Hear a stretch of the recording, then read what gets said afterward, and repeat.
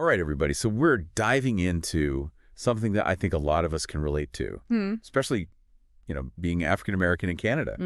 Yeah. We're talking about hair growth, hair loss, Yeah.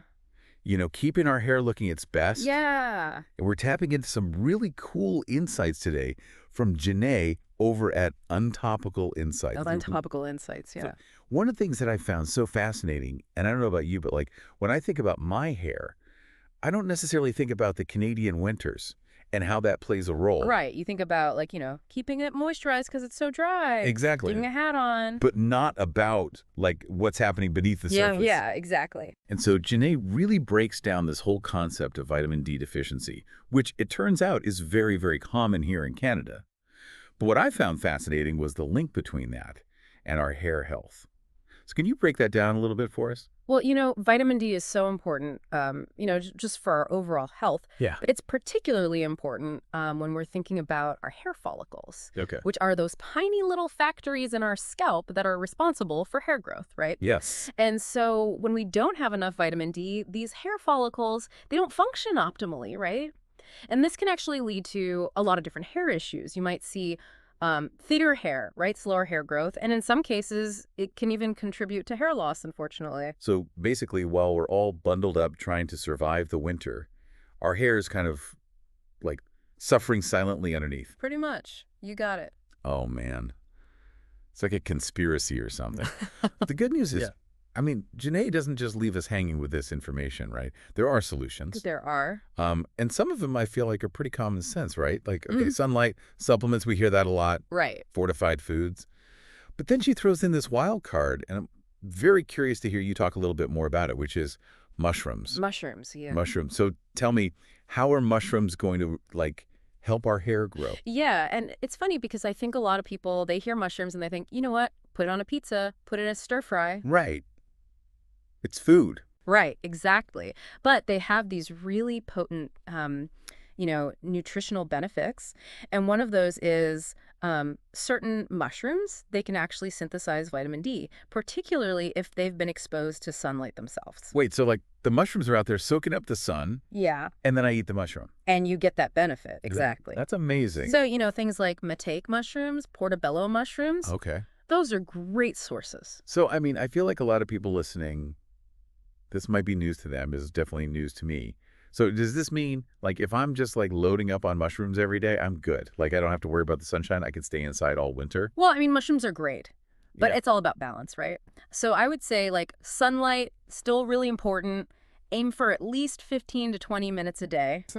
Even in the winter? Even in the winter. So bundle up, but maybe, Exactly. Yeah. Expose your face for a little bit. And the thing is, even in the winter, the sun, it still has those UVB rays that we need to produce vitamin D. Okay.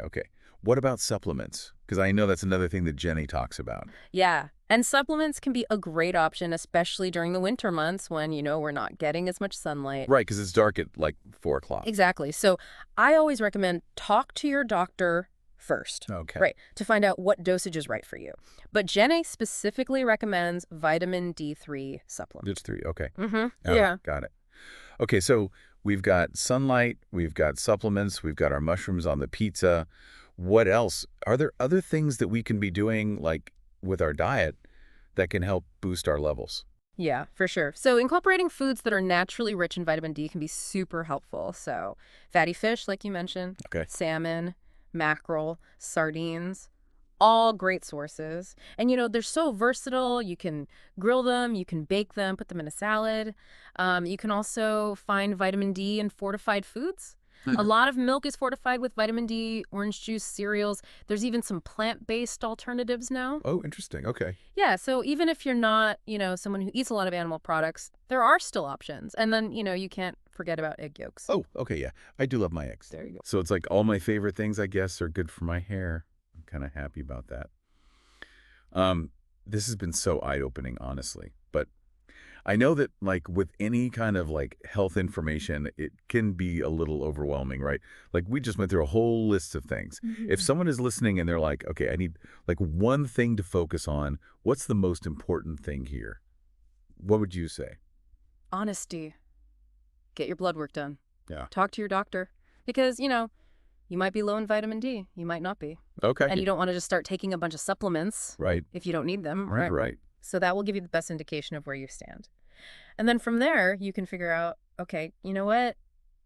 Do I need to be spending more time outside? Do I need to be incorporating certain foods, supplements? And it might vary throughout the year. So it's always good to just kind of like check in with yourself, especially during the winter. Yeah, I feel like, especially living in Canada where we have such extremes in our seasons, right? Yeah.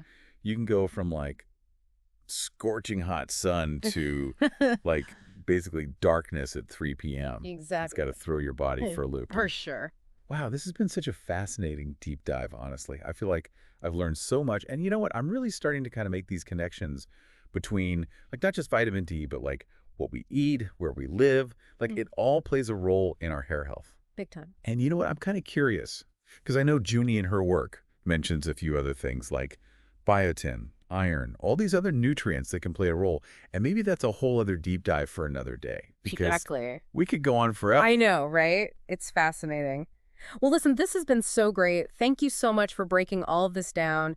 And for everyone listening, we will catch you next time for another deep dive.